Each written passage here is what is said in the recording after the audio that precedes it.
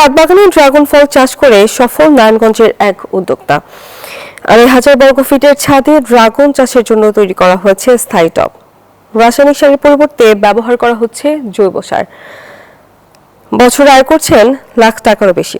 ফুয়াদ হাসানের ক্যামেরায় নারায়ণগঞ্জের প্রতিনিধি শরীফ সুমনের পাঠানো তথ্যচিত্রে ডেস্ক রিপোর্ট। ছোট্ট একটা ছাদ ছেয়ে গেছে ড্রাগনের ফুলে ফুলে, আর এখান থেকেই লাখ টাকা আয় করছেন বাড়ির মালিক। ইউটিউব দেখে সিদ্ধিরগঞ্জের আদর্শ নগরে গড়ে তুলেছেন বাগান। বাগানে ৪৮০টি গাছ রয়েছে।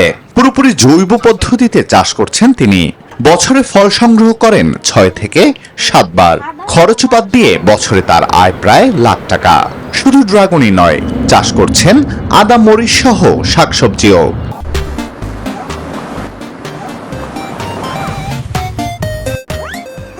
ড্রাগন চাষ যদি কেউ সফল হইতে চায় তাহলে 4টা জিনিস মাথায় রাখতে হবে। যেই জায়গায় করবে জায়গাটা আপনার এমন হইতে হবে যে পানি জমে না, এটার পরিচর্যাটা সুষ্ঠুভাবে করতে হবে।